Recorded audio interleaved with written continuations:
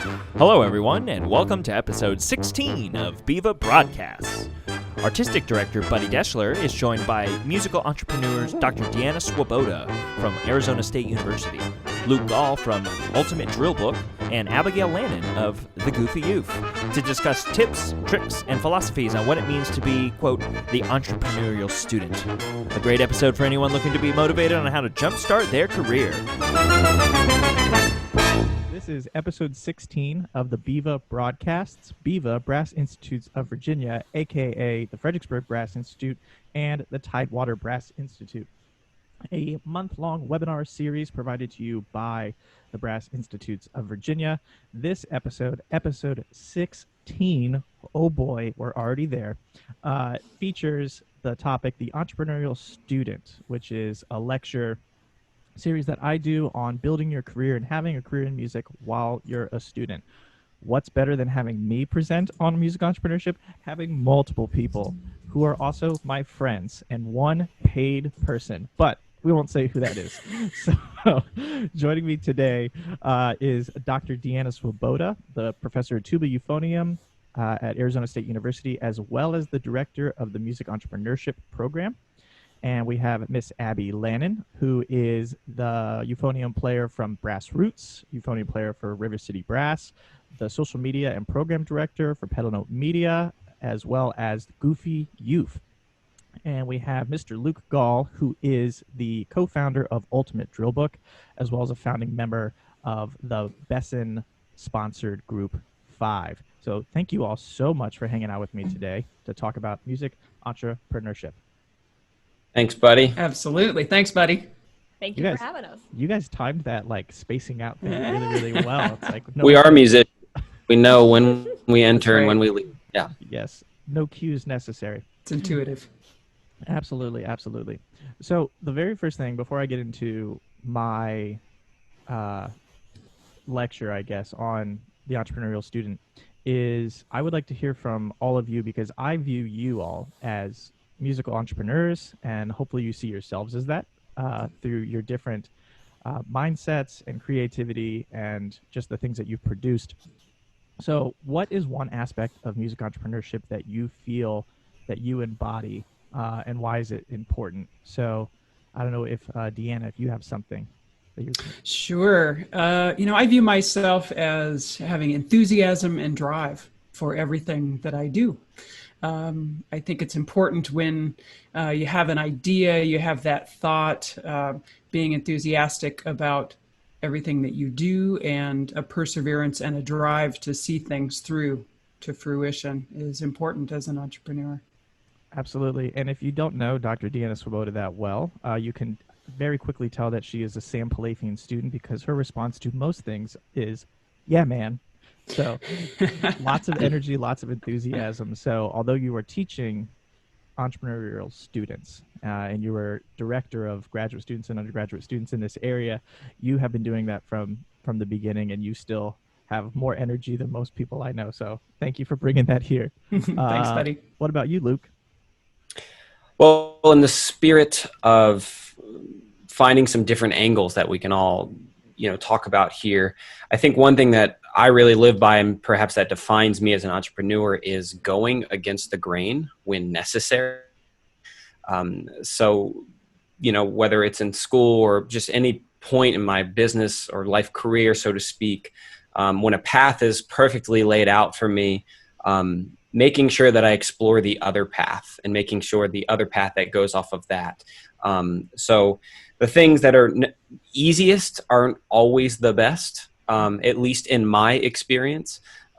So I think being willing and learning how to go against the grain in an effective and positive way is something that I would probably put as the hallmark stamp for what I stand for.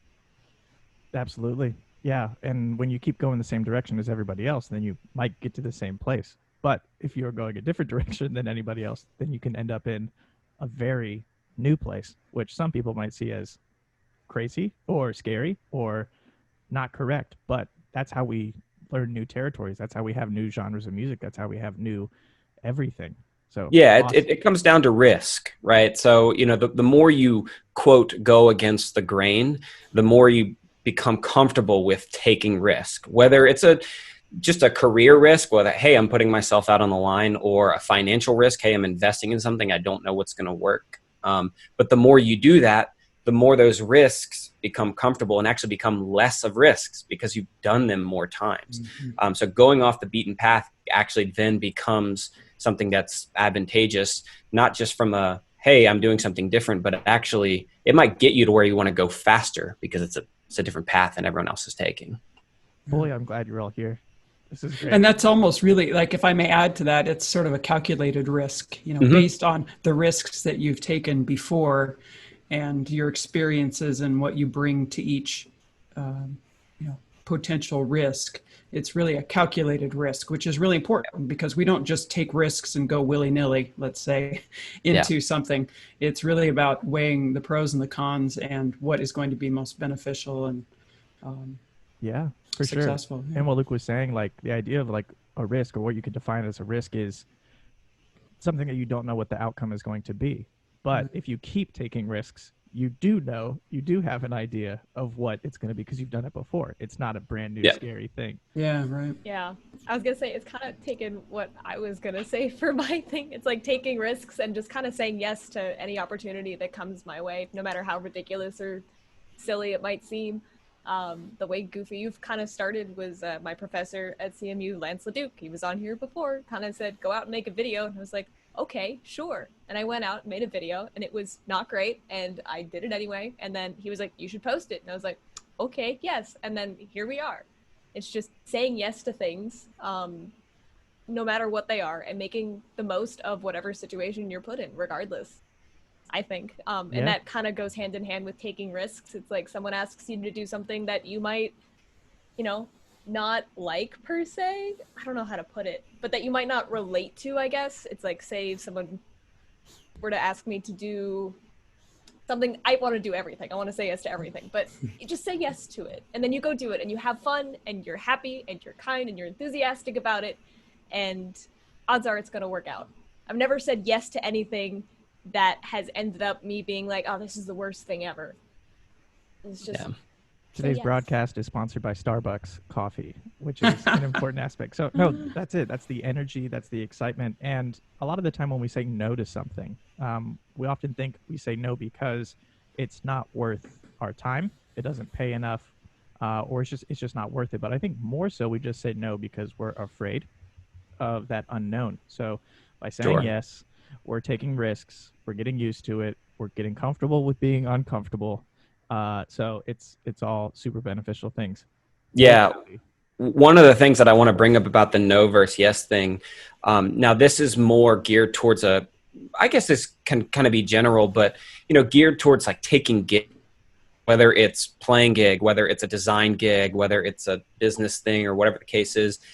One philosophy that I really love is say yes enough times that you then have the opportunity to say no. So if you can say yes enough, if you can do enough things, then there's going to be a tipping point where you are no longer allowed or physically capable of saying yes to everything. And then you have a better choice. You can pick and choose. So the quality of what you say yes to actually improves dramatically over time because you now have to make those choices. In the beginning, when you're growing whatever it is, you're growing your business, you're growing your social media presence, you just need to say, yes, please, I just need to do something. And then before you know it, you're just like, I can't do it all. And you get to pick and choose. And you've got that thing in your back pocket now where you can really be the tastemaker for yourself, where you say, yeah, this is really what I want to do. Because you've said yes to enough, you have that experience. Now you can really utilize that. For sure. Yeah, go ahead. Yeah, but if I may add on to that, something I think about a lot in entrepreneurship is that entrepreneurs don't wait for somebody to tell them that they're good enough to do what it is they're thinking about doing. It's about taking those risks, jumping in, doing it, saying yes to as many things as possible, and held back by fear, as you were taught, or because I think fear is one of the primary things that does hold us back. But don't wait around for someone to tell you that you're enough to be in the music industry. Yeah. Yeah. I was gonna say, like, if you wait until you're perfect, then you're never gonna do it. Right. And even if you think you're perfect, at the end, someone else is gonna have done it at that point. So just start doing stuff. Yeah, that's why I went ahead and started this broadcast, even though my hair wasn't perfect, because I knew it wasn't going to be perfect. We didn't want to say anything, But but we had to get there. It's like you guys wrote my lecture, but that's the idea. These are not necessarily facts, but these are beliefs, these are mindsets, these are, you know, the attitudes that we go into this profession, and also this idea of creating, you know, our own profession in a way. So I already, like, I'm hearing, like, yep, that's slide 20. You're like, oh, yep, that's slide 14. Oh, yep, that's so it's really, really great. Well, if I may, what I would like to do, before I jump into everything, if you guys have comments or questions for our guest panel, please comment them on the Fredericksburg Brass Facebook page on this video, so that way we can address them and ask them.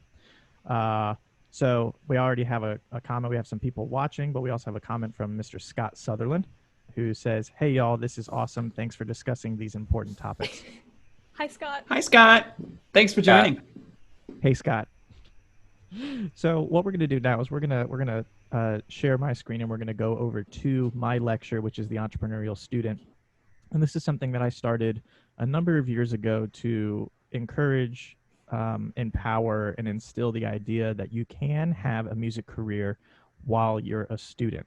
There's a lot of negatives that come with being a student that we put on ourselves, like too young, cheap, naive, immature, green, not ready.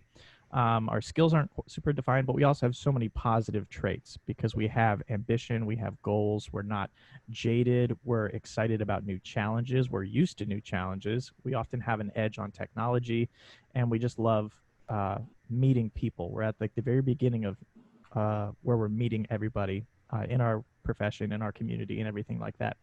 So let me share this screen, and then I'm going to have an ask my guests here to jump in at any point that you see something interesting or you want to elaborate on, because that's why you're here, especially the one paid person.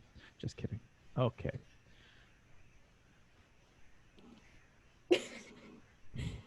So I'm glad Abby is laughing at what I guess you could call a joke. So this is the Entrepreneurial Student. Your music career begins now.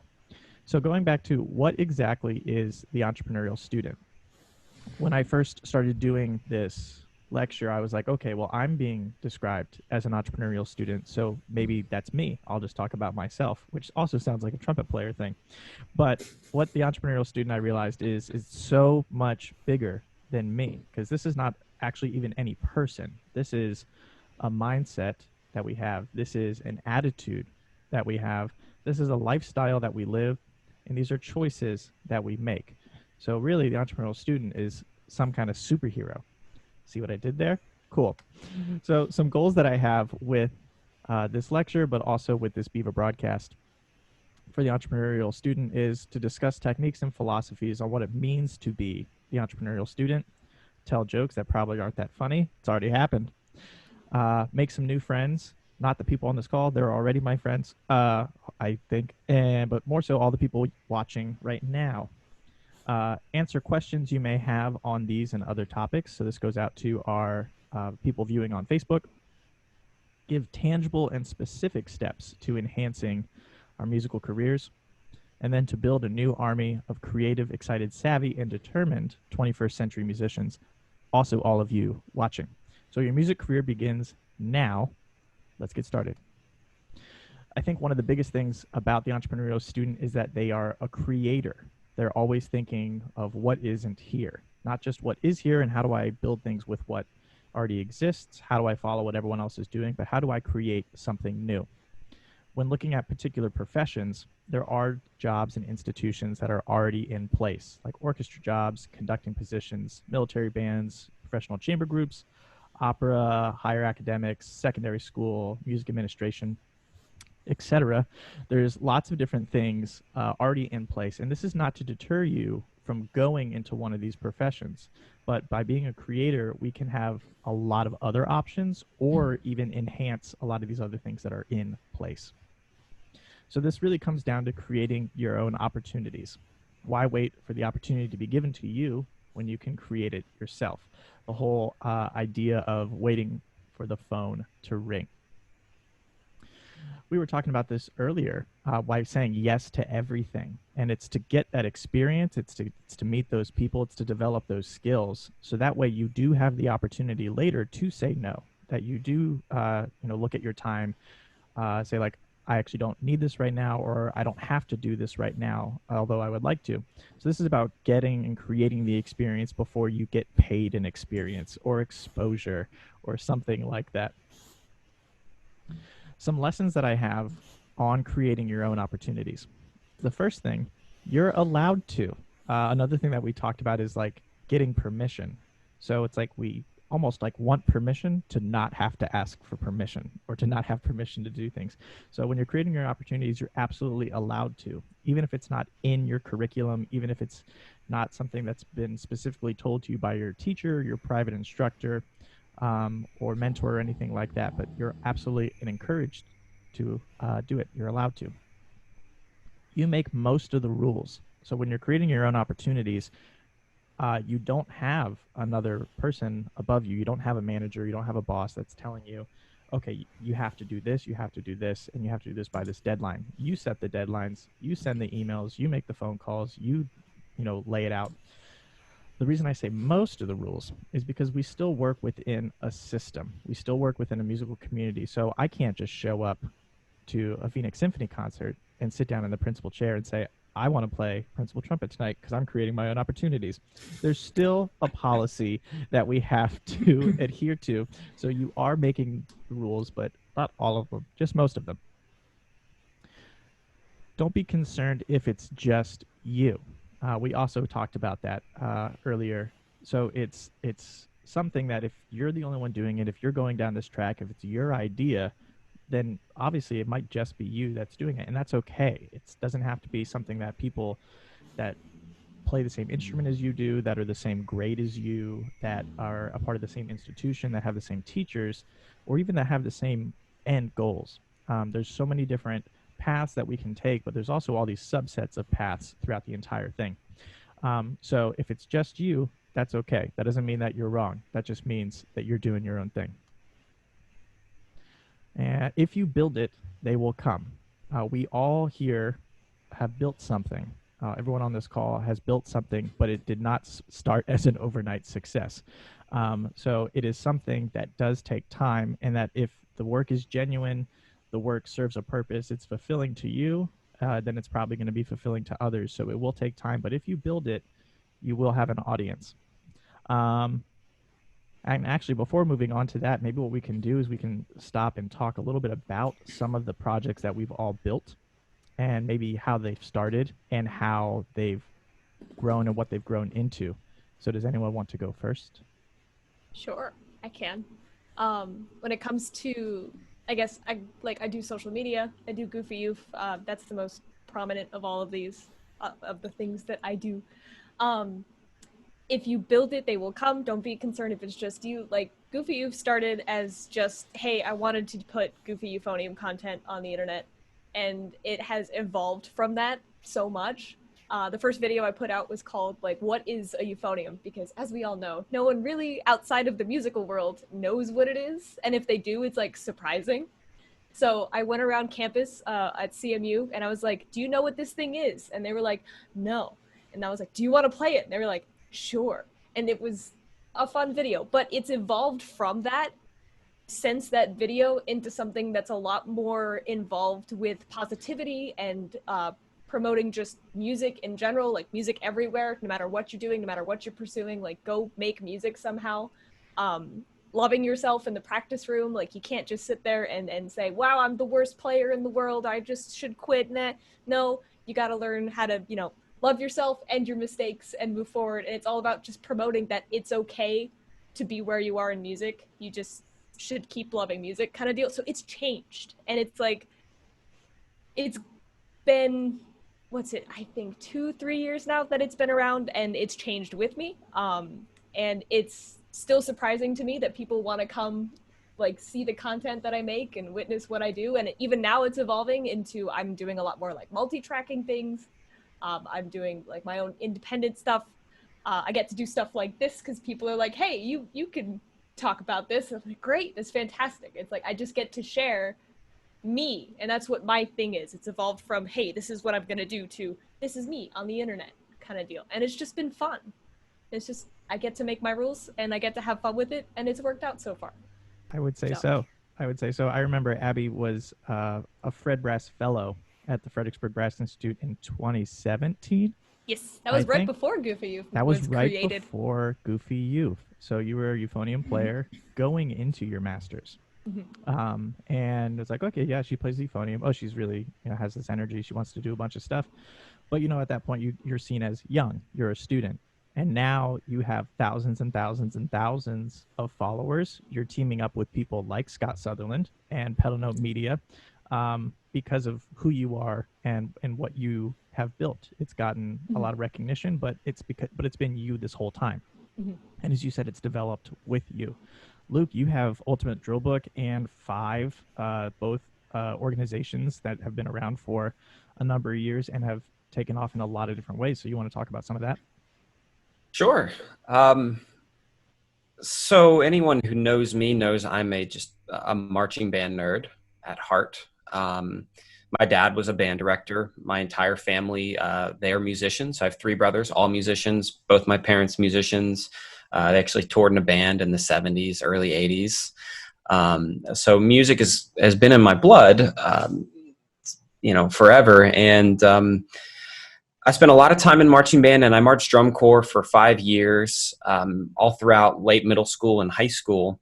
And throughout that experience, I noticed what I kind of considered a gap in the market, if you will, in terms of education. So I actually aged myself out of drum corps. I stopped marching after 2009 and decided to pursue this idea called Ultimate Drill Book. And I co-founded it with my brother, Josh. And at the time, all we were doing were creating literal books, books that were kind of like a dot book or an actual what we call a drill book, where students get their book and it's got all their information that they need for their entire marching band show. So kind of think like a textbook for a marching band kid. So we created these books, but early on we decided that we wanted to get into the mobile app space. And so long story short, we started developing an app. We grew the company exponentially. I actually started the company basically my freshman year of college. I built it all the way throughout my time at Penn State. I built it throughout my master's degree at University of Texas. And then I went full time at Ultimate Drill Book as soon as I graduated from my master's program. So this whole entrepreneurial student thing is the exact life that I live. So I grew not only Ultimate Drill Book, but a few different businesses on the side.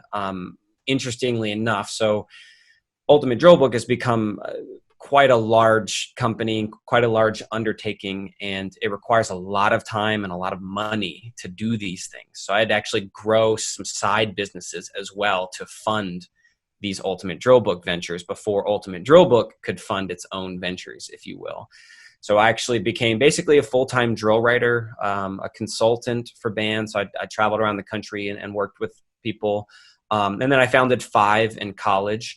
That wasn't to make money. We have made money if we want to talk about that, but that was more of a creative venture where I also feel like I saw a gap in the market, if you will. Euphonium quartets, a thing. They still really aren't a thing, but in the low brass community, I felt like there's an opportunity to do some of the things that we enjoy doing. So I would kind of categorize my business ideas or things that I've really pursued as gaps in the market, if you will. If you want to look at that in a nice, tidy term, if you will. Seeing an opportunity and then attacking that opportunity, but then using them all together. So this is a really important piece of my puzzle, not to get too far down the path, but I got a degree in music education, a master's in performance. And all of the businesses that I started had to do with music. So they all fed each other, right? So my performance stuff fed into Five, but that actually helped Ultimate Drill Book, showing that I'm a real musician, so to speak, right? Let's put that in quotes. Same thing with writing drill, that helps Ultimate Drill Book. So all of these things kind of on the pot together, and they were all able to kind of lift each other up. So there came a point where I kind of had to say no to things, and that's where I've really pursued UDB, in a full-time capacity, and now Five mostly. But yeah, that's kind of how I got started, is gaps in the market, if you will. Yeah. Well, I'm really glad you said yes to this Beaver broadcast. Deanna, I don't know where you want to start, because you've been doing so many things for so long. Any particular thing come to mind?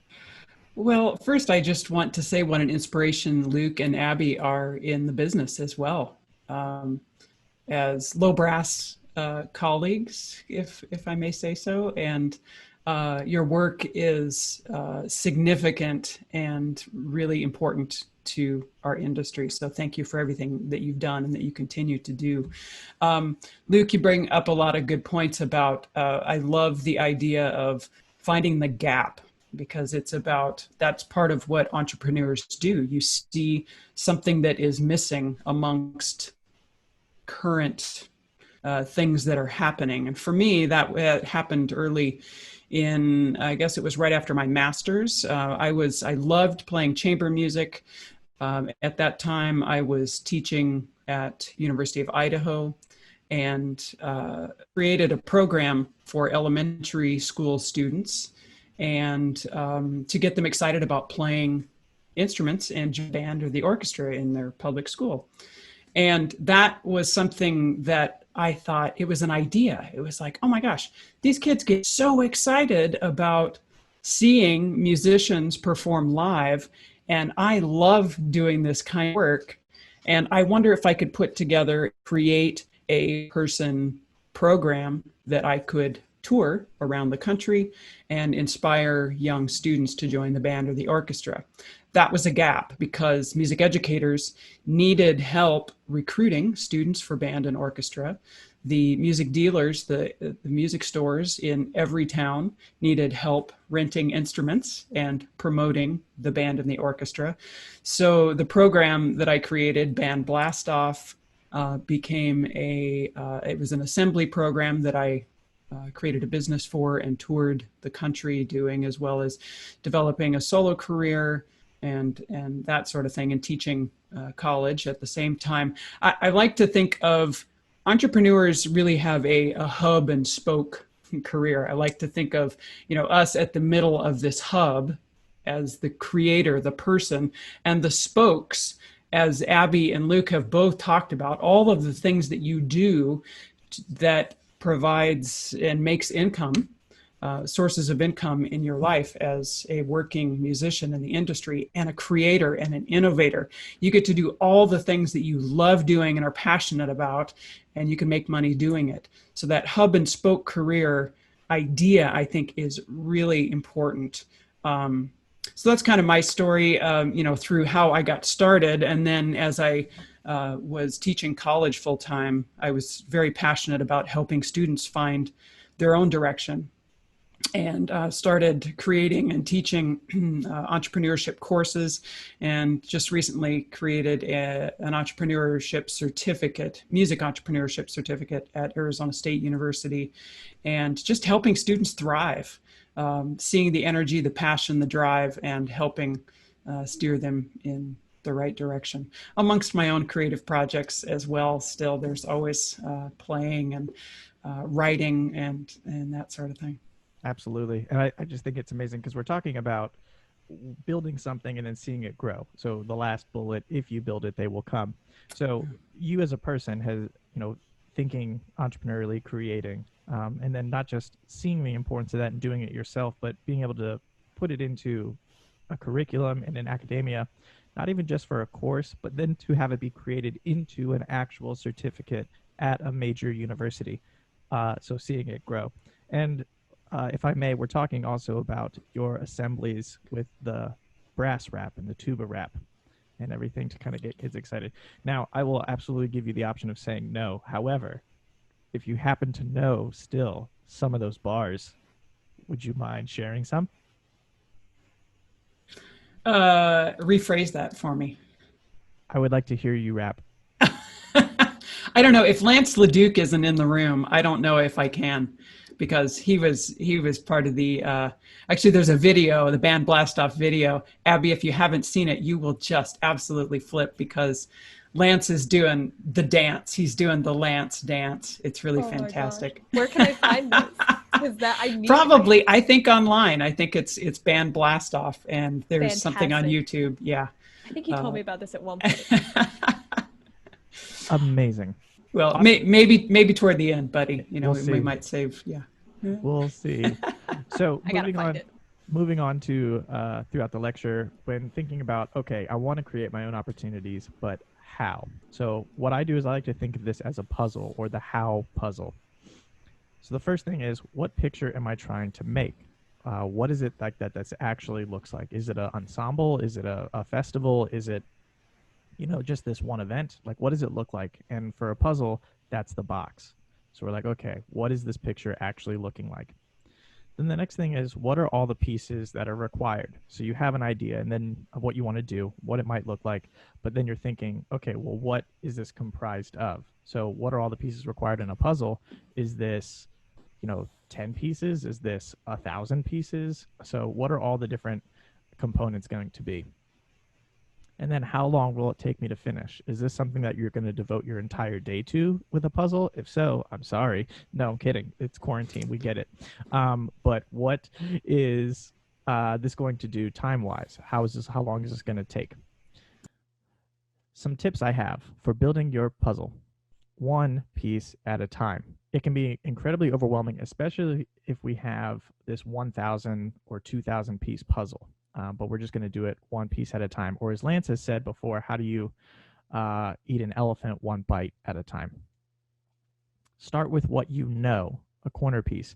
So when you're putting together an opportunity and you're not really sure how to really make it happen quickly or efficiently, just start with the parts of it that you do know. This is going to be a new venture. It's a new opportunity, but just start with the pieces that you do know. Okay, I know where it's going to be. I know why it's going to be.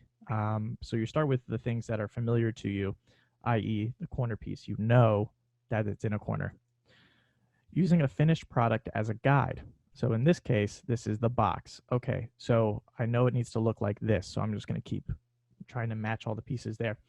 If you want to start an ensemble or creative chamber group, look at groups like 5. If you want to brand yourself as a musician, but not just as a performer, but all that it means about being a person and a musician, look at Goofy Youth. If you're looking to develop a music education program, look up Deanna's brass rap and all of her assembly shows and things like that. And then use what you've done so far to fill in the gaps. So this kind of like what Luke was talking about, where he would do one project, but then that would help feed into another project, because it would be like, okay, well, there's related contacts and people in both fields. Okay, this is an education thing, but there's also playing involved. Maybe 5 can come do it. So using the things that you have and the momentum that you've built to get to the next part. And then you can always ask for help. You don't have to build a puzzle alone. Again, if you do, and you are, I'm sorry. But you can always ask for help building puzzles. You can always ask for help putting together your opportunities, like the Biva broadcasts, and all of these fine people here helping me do that. Buddy, may I add something to this right now? It reminds me of, I've watched some of the Michael Jordan, was that The Last Dance? Is that what that was called? The Netflix show. Really amazing. He's an amazing player. It was, throughout history, maybe not totally the most talented player, but he worked hard, he persevered. And one of the things that I took from watching those shows was that Michael Jordan, and this totally relates to entrepreneurship in what you were just talking about in terms of opportunities and surrounding yourself with people, that putting yourself into a champion environment and surrounding yourself with leaders, opportunists, and champions, right? So it's really important who you surround yourself by. Michael Jordan surrounded himself with an amazing team, and he was an incredible leader. He was an opportunist and became a champion because of that those surroundings. So I think I just wanted to tag on to what you were talking about in terms of opportunities and surrounding yourself with leaders. That's Yeah. really important. And one of the things in the tech world, Steve Jobs, whatever you want to think about him, he kind of falls in the same category of Michael Jordan, not the perfect human. One of the things he talks about is surrounding yourself with A players, as he calls it, which is the same thing as you just said, Deanna, which is if you want to be on the A team, like it's not just you being an A player. You have to be surrounded by A players. You have to be surrounded by people that are going to push you and surrounded by people that are going to challenge you in a really meaningful way. And in a way that you trust. Because if you can bring what you call an A player or a leader or a champion on your team and you trust them, when they really push back, those are the moments where you are forced to say, you know what, I really have to consider this other point of view. And if you trust these A players or trust these leaders or champions, then you're going to grow. You're going to maybe get over that hurdle. And that's so important. Yeah. Yeah. Great. Yes. Thank you. Oh, thank you. Yeah. And not to keep rambling on, I want to just tag one more thing on the one piece at a time. I think that is the most crucial piece of advice that you have on this slide, in my opinion. Probably all of us on this panel, I mean, imagine, looking back at the beginning of all of our projects and saying, okay, I want to get to there and I want to do it right away. The answer is no. You're not going to get lots of followers overnight. You're not going to get, a whole, I've toured around the US doing this program overnight. None of those things can happen immediately. And so getting it down to that bite-sized chunk, the thing that you can actually chew is actually going to get you to that goal. I'm one of the worst at this, and I still battle this. Even last night, I was this is unrelated. I was trying to get this new monitor arm on my monitor, and I have to cut something off my desk and all this. And I'm sitting there going, oh my gosh, how am I going to get point A to point Z? And then I was like, stop, just detach the thing, cut the thing off, reattach. You know what I mean? It's so easy to look at the end goal and being like, oh my gosh, I'm never going to get there. When in reality, if you just go step 1, 2, 3, 4, step 5 is eventually going to come. Right. And Luke, you bring up such a good point too, because so often in our business, we see people when they have arrived, right? You see their end goal, what they consider to be their end goal, but we don't see how they get there. We don't see all the work, the one piece of the puzzle at a time. Mm-hmm. It's really important to know that it's that sort of that 10-year rule of how long it takes to be successful, to realize your goal, that it's often not a straight line, that we zig and we zag to get to where we see ourselves being, right? And I appreciate you saying that. So that, yes, one piece at a time is so important, because sometimes it's easy to see where somebody is on their end goal and get frustrated maybe, or that becomes the fear that's settling in. It's like, wow, I'll never be able to do that. Please understand that entrepreneurship and achieving your goals takes time, and it's the one piece at a time. And I have to tie this into social media, one step at a time. I started on Instagram and only Instagram, and I posted 100 days of practice challenge. That's where I started. I did, 1-minute videos of whatever the heck I was playing at the time. And that's how I started that. And then once I got to a certain point where I had an idea of at least what I was playing for the day, at that point I was like, okay, well, let's go on Twitter, because I like Twitter. I feel like I can be more engaging with the audience that I've curated and put it on Twitter. And then later I was like, oh, let's do more stuff on YouTube. And then later I was like, oh, let's try Twitch. It's just one step at a time. So now it's like I have different groups of followers and different, people on every platform who decide to follow me, and I do different things on every platform. And it's not like they're all, 4 corners of the room that different, but it's just one piece at a time. When I felt comfortable enough with Instagram and I understood it well enough to tack on Twitter, I was like, okay, we'll do that one step. And then you just add to it as you learn it. And it's like, as I started social media, I didn't know a single thing about social media. I didn't understand the rules of when to post, what to avoid, you know, how often to post, whatever.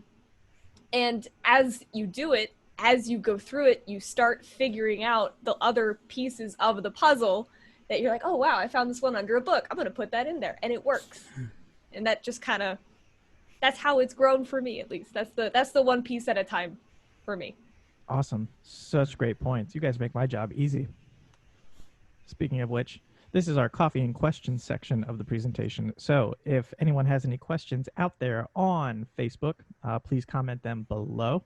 Or we could continue to riff on some of those sections on creating your own opportunities. So there is a little bit of a delay, but I love that. I love that all of you have so much to say about just every little thing that we do. It's just one piece at a time, and we can expand upon it forever because that's just how our mindset is. Yeah. Not entirely, well, this is entirely off topic, but buddy, what's your favorite kind of coffee? Favorite kind of coffee? Oh my goodness. The coffee that's in my cup. How do you make it?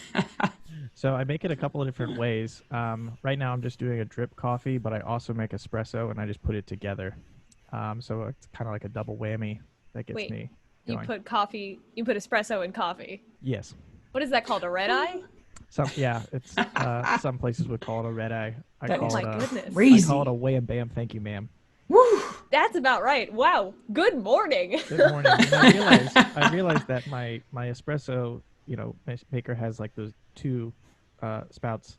Yeah. Which I realized makes 2 espressos, but I just put 1 cup under it. So I just thought I was having like 1 espresso this entire time, but I've actually been having 2. That explains it. That totally explains it. Yeah. So look at how exuberant he is. How jubilant. Gets me through the day. Okay. It works. Let's move on. Questions are always welcome and encouraged on the broadcasts, but we will continue. The next thing is that the entrepreneurial student just does it. It can be really hard to just go and do it. To take that audition, to make that phone call, to send that email, to go out on stage, do that performance, apply for this position, for that program. There's lots of reasons that it can be scary to do it. But why don't we? Because we're aware of the obstacles that can come from just going and doing it. We're really good at seeing what's going to be in the way and then using those as excuses to not do it. But the thing is, obstacles are inevitable. Obstacles are in everything. Sometimes we don't see them as obstacles because we've already been trained and experienced in getting over them or going around them. Overcoming obstacles gets us closer to making those things happen. If it's in the way and we're not able to get to where we want to, once we go over the obstacles, we are back on track. We are getting there. I also think that obstacles mean it's working. It's kind of like what Luke was saying at the beginning, that going against the grain, like this is how change happens. This is how new things are discovered. This is how a new precedent is set. Like you look at even just in the brass world at, some of the famous quintets and ensembles with Canadian brass and Dallas brass and Boston brass, like all of them have done, and so many others, Presidio brass, just all the brasses. They all did something that was part of a tradition, but finding new ways to do it. Otherwise, they wouldn't all exist. So if there's obstacles, I think it means that it's working. This is from Ryan Holiday's book, The Obstacle is the Way, and this quote I love: "You will come across obstacles in life, fair and unfair, and you'll discover time and time again that what matters most is not what these obstacles are, but how we see them, how we react to them, and whether we keep our composure. You will learn that this reaction determines how successful we will be in overcoming or possibly thriving because of them." So a really great book, The Obstacle is the Way by Ryan Holiday, and one of my favorite quotes from it. Some benefits that I see to obstacles. We learn something, kind of like what Abby was saying about all social media. It's like I didn't know how to do it, but now I learned the difference between what's beneficial on YouTube and what followers want to see on Twitch and things like that, to a point that not only have you built such a large social media following, but then organizations like Pedal Note Media are like, we're going to hire you to do it for us. Same thing with Luke and all of his video editing. So one thing that he didn't mention, because this is only like an hour-long broadcast and he's humble, is that you also had like a video business too for marching bands when you were like much younger, right? Yeah, it was just a general design firm, which I still own and operate, called My Design Team, that houses not only the drill and consultation, but a lot of the media work that I did. And I actually still do a couple of media things a year that are nice and fun to do, namely mostly with an international travel company. I help them create and media, just around different places around the world. Yeah, but that starts from learning that skill and like that obstacle. This is what is necessary for my business. This is how I develop things like that. So we learn something new, and then you get to travel the world like Luke Gall. We are more efficient the next time around.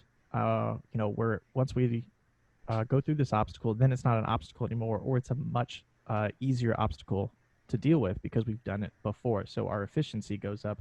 We know how to react. We know how to conquer and get past it. Our experience allows us to help others. So we all have looked to our mentors and our teachers. And as Deanna was talking about, with building music entrepreneurship programs, it's like, well, this is what I did, and I see the importance of it. And I learned a lot. I've failed a lot. And I'm going to use those to empower and teach students to do the same thing. So the experiences that we have actually are allowing us to help others because we've been through it. We know what we should be doing. We know what we shouldn't be doing. And we kind of learned a thing or two on how to go about doing it.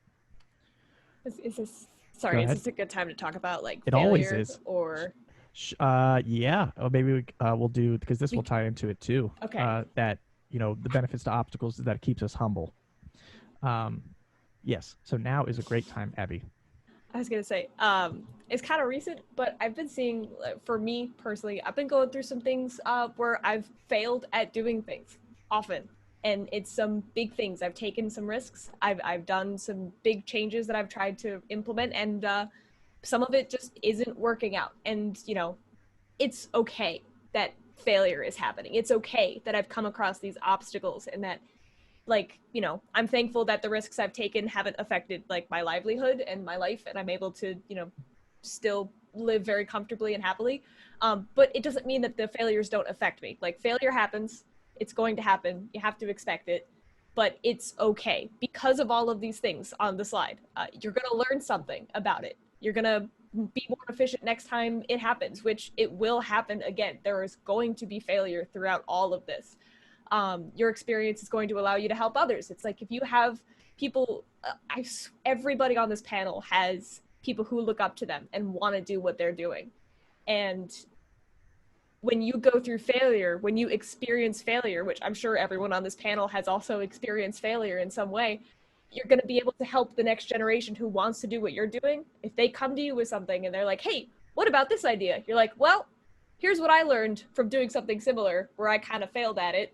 And maybe you can use this to, not fail in that way specifically. You get to learn how to teach, and you learn how to overcome it, and you learn how to smile through it and just be like, all right, you know what? This was a failure. It didn't work, and that's okay. And you just keep going. And it does keep you humble. I know a lot of social media people, especially those with like hundreds and thousands and millions of followers, can be like kind of have the stigma of being quote unquote an influencer, which can be a negative term these days online. But when you fail and you go through this, like, it does keep you humble, because everyone's like, wow, you have so many followers. No, I don't. I don't know what I'm doing. Yeah, that kind of thing. But failure is okay. We were doing a broadcast with Lance and JD and Andrew, and we were talking about the beginning parts of the festivals, and one of the stories I said was actually the second Tidewater Brass Institute. That's 2015. Of Tidewater Brass. So this was actually 2019. Yeah. And we were like partway through the week, and we just kind of like looked at each other. It was like the middle of the day, and we're like, do you feel stressed? And we were like, no. And it's like, right, me neither. That's weird, because we've gone through this so many times, and we're so used to dealing with these obstacles, with these failures, that we just have learned to just go by them, and the efficiency is there. We've learned so much. The productivity is there, but also I think when we're talking about failure, it's also how we're hearing that word and how we view that word. So a lot of the time we think of failure as like Voldemort, like someone saying Voldemort. It's like, we can't talk about that. Like, that's bad. You don't we don't want to fail. But if someone says failure as a learning opportunity, or failure as the moment that things shifted in the direction that it's meant to, or that we've wanted it to all along, or that it should have been. Yeah, totally buddy. different. On that note, for me, I personally I try to think of failure as a goal. So, buddy, you and I have talked about this just personally, over cups of coffee and large cups of milk and all the above. But we've talked about, I live by this kind of prototype method, which when you're prototyping something, the idea is that you want to fail as fast as possible, right? You want to find out, of course, what works, but you want to know immediately what doesn't work. So you have to create a prototype. When you create that prototype, whatever it is, even if it's of a phone, right? Something physical, or if it's an idea, if it's media, if it's a video, or whatever the case is, you want to get to that point as fast as possible where you know what is wrong with it. You have, quote, failed. And so I think for me, and I don't think this works for everybody, because I think we all interface with words and feelings and emotions in a lot of different ways. But for me, failure is the goal. It's how quickly can I figure out what the wrong thing is. Now, a lot of times I land on the right thing, just by luck, or whatever the case is. But if I can accelerate my path to figure out what's wrong or what's not the right path, then I'm going to be on the right path quicker. So once again, inside of a sentence, fail as fast as possible is something that I really try to do every single day. Not saying follow me, but that might be a mechanism to rethink about the word failure and what it can do for you. That's so great. And I think this ties into the next section, which is whenever we're looking at the opportunities, or we're looking at the things that we're hesitant about doing, we look at, well, I really want to do this. This is why I should be doing it.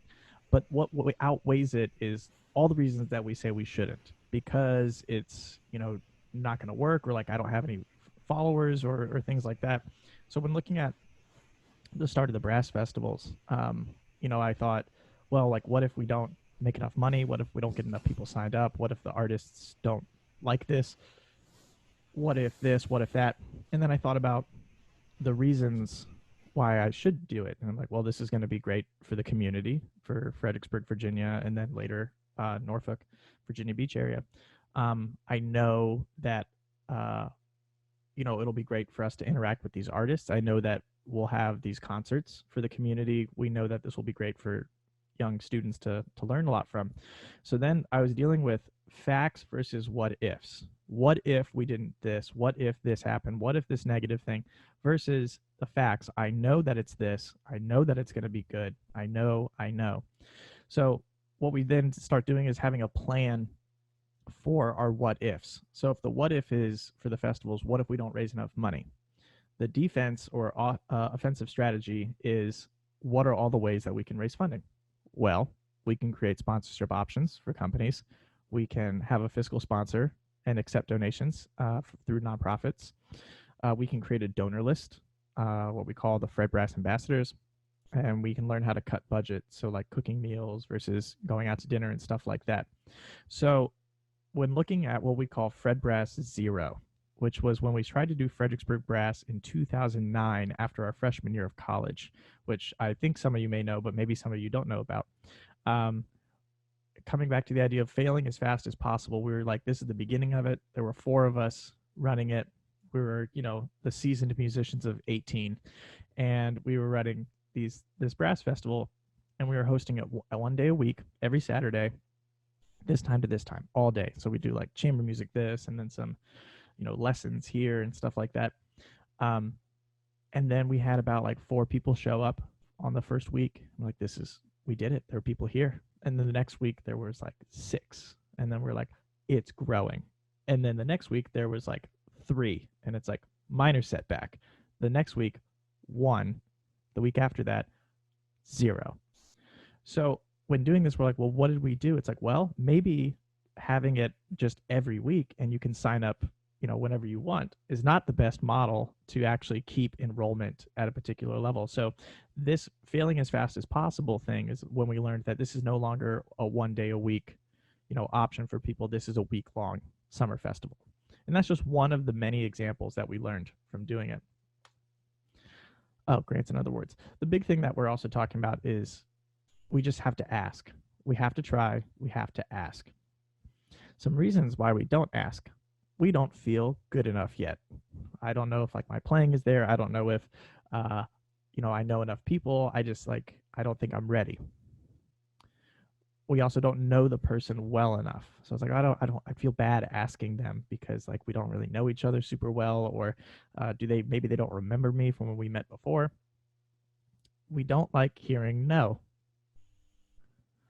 We feel stupid, or that's just us feeling vulnerable about this idea or this thing that we're trying to do. But really it just comes down to being afraid, and fear is why we don't ask. A quick story just about, if you're familiar with the podcast, The Entrepreneurial Musician by Andrew Hitz, there's an episode number 13 with Alan Baylock, who is the director of the 1 O'Clock band at North Texas. But prior to that, he was the chief arranger for the Airmen of Note, the United States Air Force jazz band. And when he was getting close to retirement, the position for North Texas opened up. And obviously Alan Baylock wanted to apply for it, but he was like, well, I still have another year before I can retire. So the timing is not quite right. So he didn't apply. And then when he got a phone call, it's like, why didn't you apply? It's like, well, because I knew I wouldn't get it because I still have another year in the Air Force. But what they did is they held the position for him for a year. So he was able to retire. And although this seems like a Cinderella story and all the stars aligning and stuff like that, what this is doing is he's letting them tell you no, rather than telling yourself no, telling you, oh, no, this isn't going to work because of this. I know this, I feel this. But you don't know that until you ask, until you try, and you actually hear no from them. So let them tell you no. It's a really great episode. This TEM short, episode 14, right after that, is a great recap of it. So some things to remember. We are always our toughest critic. We know the product too well. We see all of its flaws. It's us. We're the one who have designed it. So we're always going to be super tough. We see everything wrong with it. The only way to hear yes more is to hear no more. It's a numbers game. And also, life is full of surprises. You'd never know when that might just happen. So that let them tell you no, that episode with Alan Baylock, you just never know. A super duper quick shameless plug. If you are interested in TEM or the Brass Junkies, I am on episode 142 of The Entrepreneurial Musician, as well as episode 98. But I'm not really into shameless promotion. But I'll just leave this here. I think it's frozen. I think I have to leave it here for a quick second. Wow. Luke, smash that like button. I love it. Great. Questions? Comments? Buddy, I love the just ask. It brings to mind, I think for many of us as younger musicians getting started in the industry, you meet somebody who is your hero, someone who you've admired for a lot of years. You've heard them play, you know their work, and you see them in person and you're afraid to say hello. And it's, a similar thing of the just ask, just say hello to now everybody who's listening, the four of us. And I want to encourage you to say hello, because I like to think that the more people the more people who know you, the more opportunities that can be created as a result. And it's all about relationships in our business. And buddy, I really appreciate the opportunity to spend time with you, and also with Abby and Luke. It's so nice to meet you and know your work. And, something cool could come out of this too. It's just, it's everything's an opportunity. So 2 euphoniums, a thanks. tuba, and a trumpet player. That's Crazy. a sitcom if I've ever heard one. Thank you Y'all want to for start a those topics. podcast? Ooh. We got the Beaver broadcast. We have it all here. Well, actually, and because we're coming up on about an hour for our broadcast, this might be the time to start wrapping things up. But any sort of other final thoughts that you guys have that you want to share about music entrepreneurship, and specifically for entrepreneurial students, so people starting out? I guess I can kind of talk about just social Yeah. media as a thing. It's just get started. It's what I've been saying the whole entire hour here is just start posting stuff. Be yourself in these posts. Don't try to make a persona that's, specifically a certain way, because if it's not the embodiment of yourself, that if you're not putting yourself out there in the most honest way possible, the way you're most comfortable putting yourself out there, then it's going to be hard to maintain that as time goes on.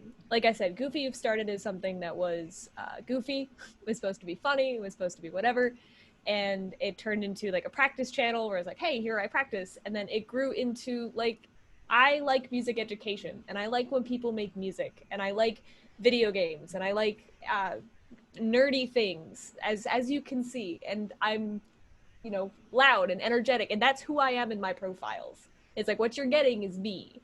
And a lot of people ask me how do you maintain the following? How do you get such a following? And I'm I'm just me. And the more you are with the things that you do, be it social media, be it the things you want to pursue with Ultimate Drill Book or with brass rap, I think that's so cool. If you're just the most you can be and you pursue it with everything you got and you go for it and you take those risks, you will eventually see success. If you trip and fall down over the first block, okay, so did I, so did Luke, so did Deanna, 100%. They have fallen at some point.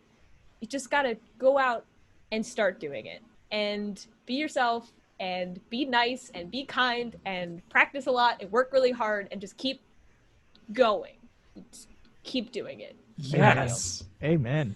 Okay. Who wants to follow that? I don't think anyone does. I will add a contrary point, I guess. Let me flip on the other side. So I'm actually not going against anything that Abby is saying.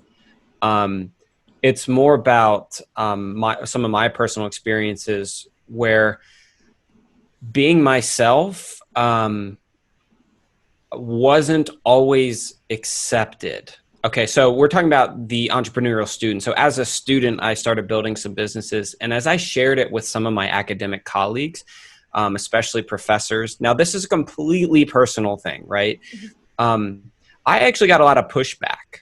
I got a lot of pushback of, why are you pursuing this, right? You need to be thinking you're getting a music ed degree. Your job is to be a band director. That's what you're here to do.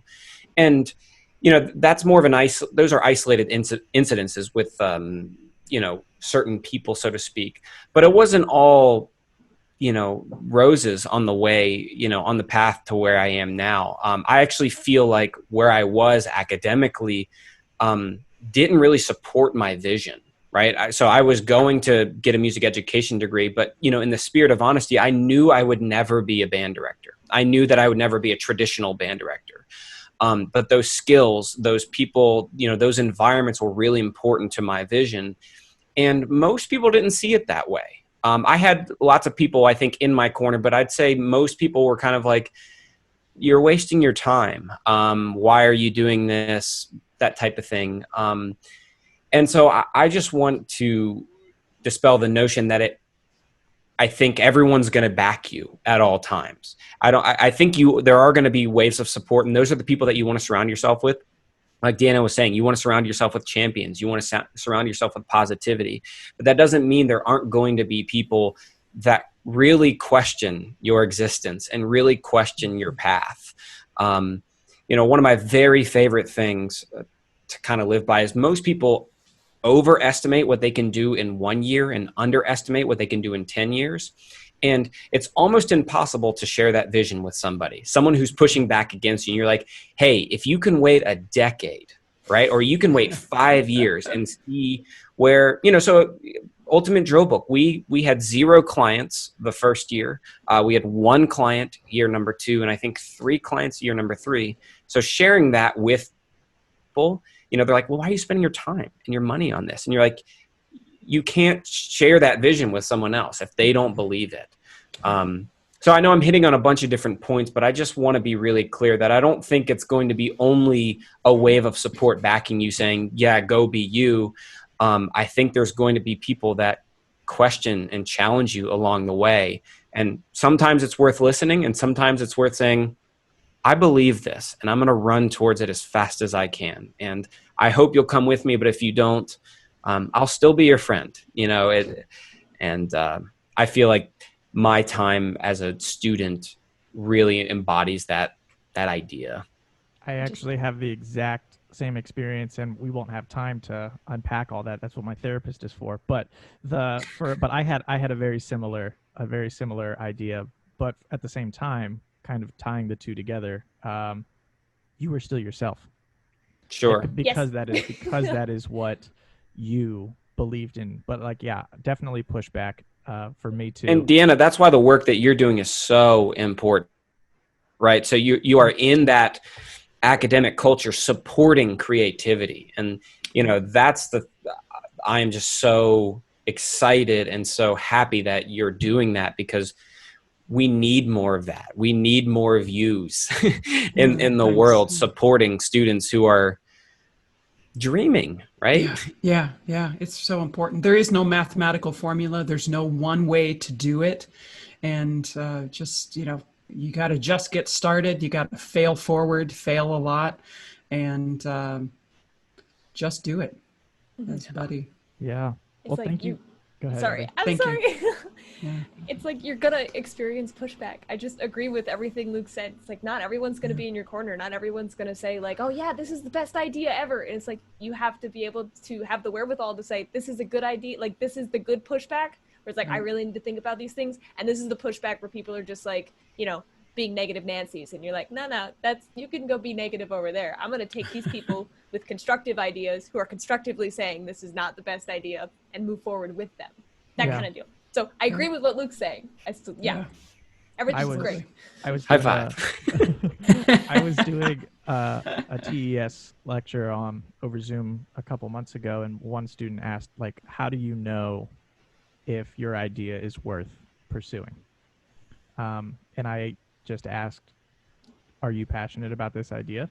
Like, yes. It's like, do you believe that it will be a good influence on others? Yes. Then it is. So it's not about that pushback. And you're absolutely right. Like, because I don't know, it's like trying to like describe the unimaginable, because no one's imagining it but you. And for them to see what like the 10-year photo or picture is going to be, and you're like looking at even the brass festival's first year, 10 people, second year, 20 people, third year, 30 people, and then now it's gotten to the point of over 50 people and sponsors and artists and all of these things. But yeah, if you look at Fred Brass 0, or even the very first 2013 Fred Brass with 10 people, it's like, why would you do all that for that much again? It's like, because I believe and I know that it will be this, but it has to be this first. It has to be this first.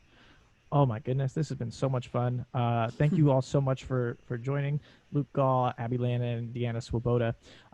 Just one more thing we have to do is we have to sign off properly. If you've seen any of the other Beaver broadcasts, we have a fairly traditional way in which we leave.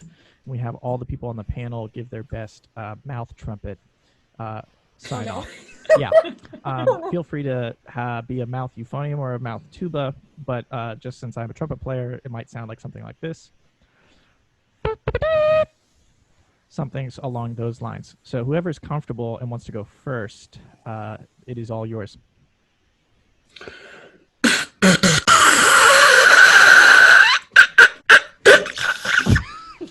Sorry, that was my best imitation. That was great. That reminds me that if you don't know, Dr. Deanna Swoboda also knows how to play didgeridoo super well. Yeah. Oh God, Abby, I'm what do you think terrified. then? What are you thinking? I actually was sort of halfway warned about this between Sam and Dakota playing games. They were like, Abby, you got to work on your mouth trumpet. And I was like, I don't know what this means. So I tried it, and it was awful. So now it's time, and I'm going to make a fool of myself. Here we go. That's pretty good. That's it. That's my closest. Well, if I'm doing Buddy, it'd be like like a scream or something The screech, like that. that's right, the screech note. Yeah, if you scream really high and then your head gets really big, right? That's what trumpet players do. It started really big. Yeah. Yeah, your head started really big. That's Okay, right. Awesome. Mr. Luke Gall, Ultimate Drill Book in 5. Miss Abby Lannan for Goofy Euph and Brass Roots and River City Brass. Dr. Deanna Swoboda, Arizona State University, Tuba Euphonium, and Music Entrepreneurship. Thank you all so much for tuning in to Beaver Broadcast. Make sure you follow the rest of this week for our guest artist lineup, as well as on Friday, our Beaver premiere producing new videos that way. So thank you all for tuning in. See you guys next time. We want to give a hearty thank you to Dr. Deanna Swoboda, Luke Gall, and Abigail Lannan for joining Buddy and sharing their insight on creating your own career on this episode of Beaver Broadcasts. If you would like your product or school to be featured on our broadcast, please reach out to Dakota Corbliss, Director of Operations at dakota@fredbrass.com, and we'll be sure to set it up. Thank you all for listening. See you next time.